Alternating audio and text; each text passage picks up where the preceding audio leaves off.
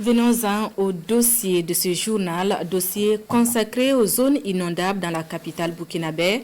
Elles sont nombreuses, ces populations pour lesquelles ces zones de pluie riment avec angoisse et insomnie.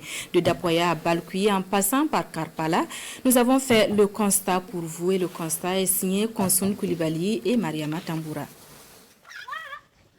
Zone inondable de Dapoya, de l'eau partout jusque dans les maisons. Ici, des enfants attirés par notre caméra. Plus loin dans ce grain de thé, nous tombons sur une causerie sur la pluie du mardi 19 juillet dernier. Non, je parle pour parler, il n'y a pas de problème. Sinon ici, en tout cas, s'il y a la pluie seulement, là, c'est des problèmes. Pas besoin d'être un spécialiste pour savoir que cette zone située presque dans le lit du barrage de Tanguin est une zone à risque en cette période de pluie. Les habitants en ont pleinement conscience. Je peux dire même c'est ça même qui est le problème, parce qu'à chaque fois s'il y a inondation, au lieu de trouver une solution, ils viennent nous dire que non, c'est une zone même qu'on vous a dit de quitter il y a longtemps. Parce que nous délocaliser et puis aller mettre dans un seul coin. Par exemple ici, il y a des cours qui sont en location. Voilà. Et il y a des cours familiales aussi, où tu peux rentrer trouver plus de 5 à 6 familles, sous-familles dans la cour là.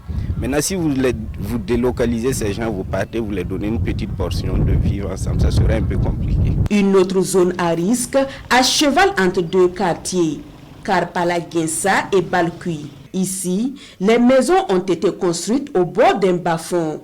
Conséquence, difficile pour les habitants de trouver le sommeil en cette période de forte pluie. Nous avons été relogés ici dans le cadre du projet Ziga. Nous sommes arrivés et les conditions ne sont pas faciles.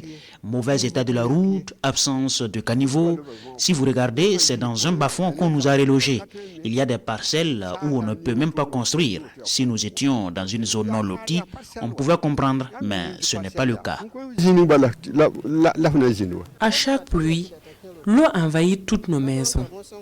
Vous voyez, on ne peut même pas garder nos objets de valeur. L'eau est partout. De l'autre côté du bas-fond, au quartier Balkui, le même problème se pose. Je crois que dans la configuration du quartier où il y a un bas-fond très important, la solution aurait pu être des caniveaux s'il y en avait. Mais comme il n'y en a pas, bon, l'eau passe partout où il peut. Bon, il y en a qui ont construit à niveau, donc là, il n'y a pas de problème. Mais c'est sûr que si vous allez par derrière, il y a des bâtiments où c'est pas moins bien construit. C'est sûr que là-bas, il doit y avoir de l'eau dans la cour. Ces bornes ont été implantées pour indiquer les limites au-delà desquelles aucune construction n'est autorisée. Une indication loin d'être respectée. Les maisons vont au-delà de la ligne rouge, certaines directement érigées dans le lit du bas-fond. Impossible ici pour notre équipe d'avoir d'interlocuteurs.